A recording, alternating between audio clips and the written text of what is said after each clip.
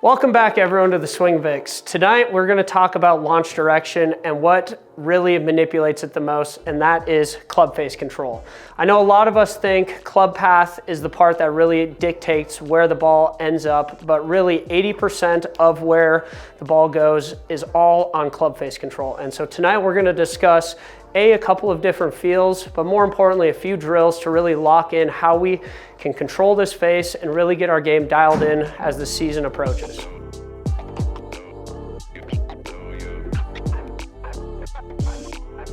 You know, one of the things Alex and I tend to see throughout our lessons is a lot of cupping of the wrist. And I know a lot of you guys don't really have an understanding of what that necessarily is. And what that is the idea of extending the wrist rather than flexing the wrist. And whether you've been in a lesson with myself or Alex, we really discuss a lot about wrist control. And why we talk about this is so important because the idea of having a conscious wrist or having the understanding of this is really how we're going to start perfecting our swing, but more importantly, controlling what we're trying to do. And so a couple of the things that we discuss throughout our lessons is the idea of thinking about knuckles down as we come through to impact, or the sensation of kind of backhanding the ball, because a lot of what we see is people trying to karate chop. And if you see, as I try to come down, if I come in to this sensation with kind of a karate chop thought, what ends up happening? Well, that club face is wide open. And so the idea is if we can get an understanding from the top of rolling down or feeling a knuckle down or thinking backhanding to the ball, it really will help us to bring that club face to the target. And I know a lot of us have watched golf, and even if we haven't, we've seen those guys on TV where they really have that accentuation at the top, right? And I fight with a lot of you guys in my lessons with this idea of how uncomfortable it is. And tonight we're gonna really discuss, you know, a couple of ways around it, but most importantly, even if we go to the top with a cupped wrist, how to bring this back into impact to where we still can be successful.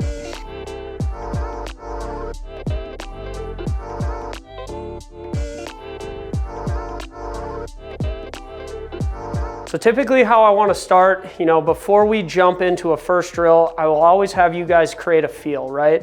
And so a great way to do this is grabbing something, whether it's a stick or something along those lines, to where we can really see a great visual representation of what we are doing. And a good sequence that you guys can do is get into your setup, grip this to where this is extending out past us, bring this to halfway, and the first step of this is making sure that this wrist is not shut down or not pointed up to the sky, because this is where we tend to see the first mistakes start to happen. So how this should look is, if we are addressing a golf ball, that club face should be pointing right back at the golf ball.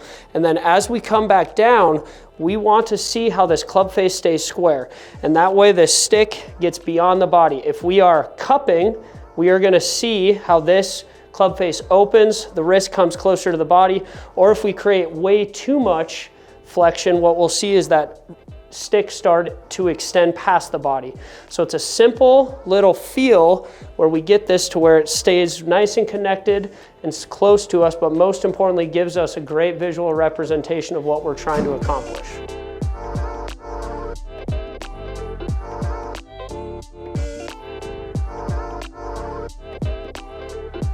Our first drill is the idea of going toe up to toe up. And what this is going to really help us do is get an understanding, A, of the club face, but B, get an understanding of how to release the club properly.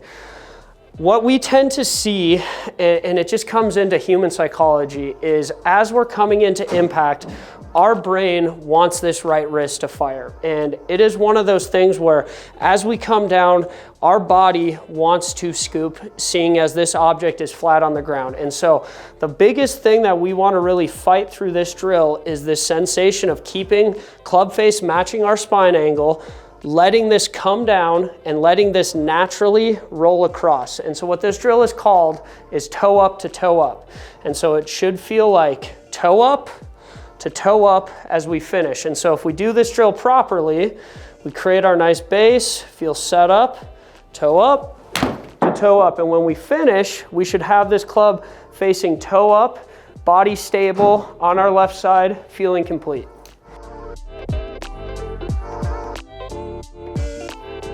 All right, so one of my favorite drills is what's called the gate drill. I know we've used this in the Tommy Fleetwood sequence. I know we've used this throughout putting, but this is one of those really great club face control drills. And why it is it really helps us understand how this club face is exiting. And so we're gonna run you through a couple of different phases of the gate drill.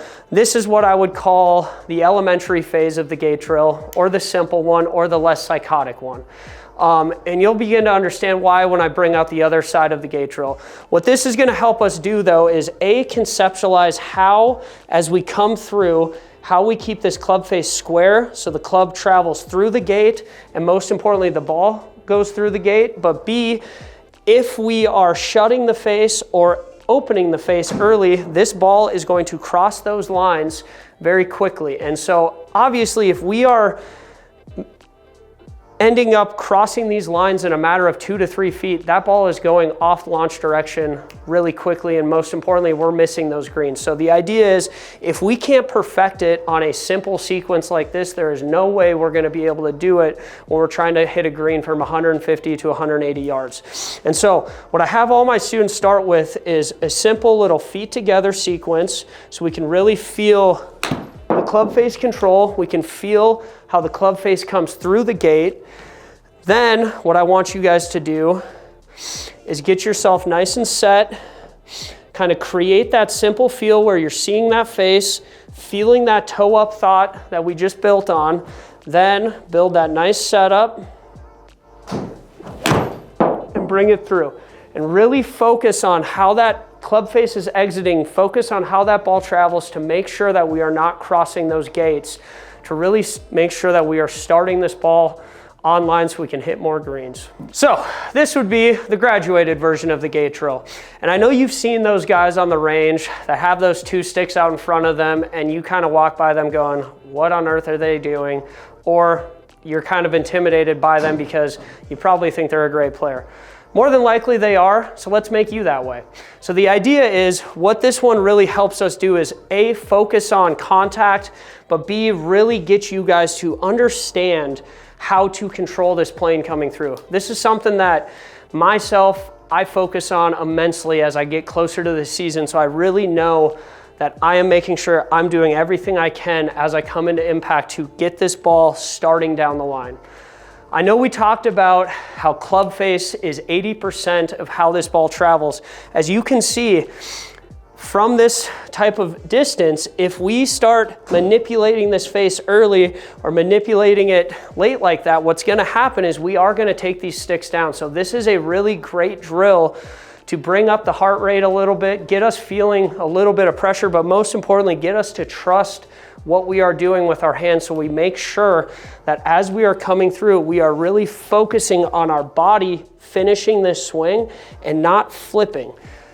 That is the biggest goal of getting control of this club face. If we can get rid of you guys flipping this club, that is where launch direction gets under control. So the whole idea of this sequence is getting you feeling confident. And what I want us to feel like is, just like we did with that other sequence, is making sure that we start in that simple toe up to toe up feel, so we get that ball traveling first, and then we build that into a normal shot. So I know a lot of you guys get intimidated by drills like this, and so where you want to start this is a little wider. You know, I would get at least 2 club lengths or 2 club heads away. We're going to start in a simple half to half sequence so we can feel the face, get trust in what we're doing. And so when you start feeling a little more comfortable, we want to make sure we get ourselves nice and set and let it go through.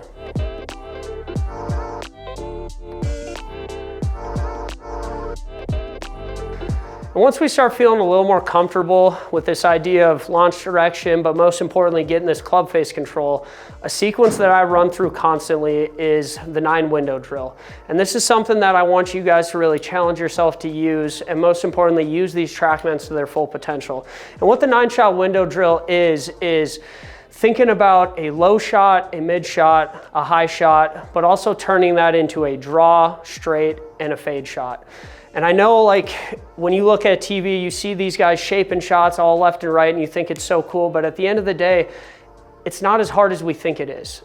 It's really simple to start manipulating the ball flight once we understand what this club face is doing. And so a simple little sequence that I like to do, you know, how I always start my 9 windows off is I go low, mid, high, and I just always start straight. And so for me, I just think about ball position. And the simplest one, you know, I was always coming from the school of thought is just one ball each way. You know, the idea is you don't have to go in a crazy realm. And the other part is if we're gonna hit that low window, we can't let these arms fire high. And so the idea for this low window straight, thinking about what we were just doing with the club face, is keeping it nice and neutral, one ball back, abbreviate the finish.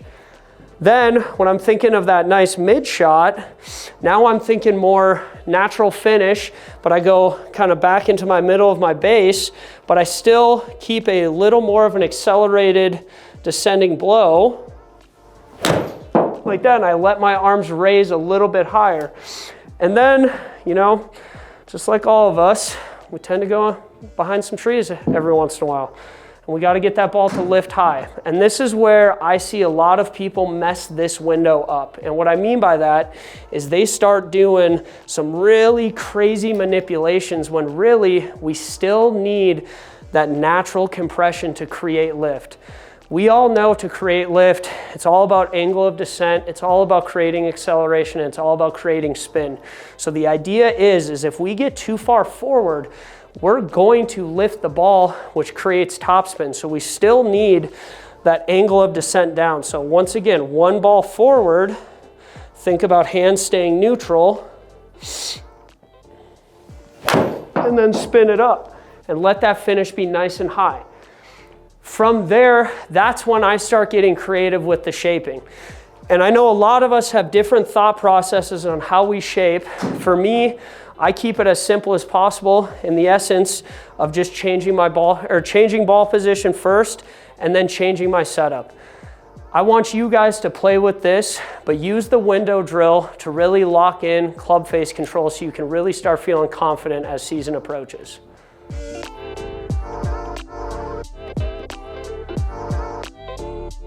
I know a lot of you guys really embrace the feel, and I know you think you're just a feel player.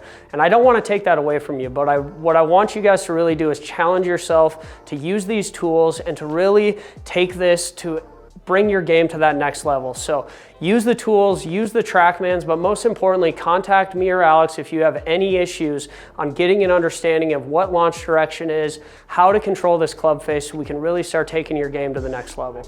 And thank you guys for tuning in to the Swing Fix, and we'll see you guys next month.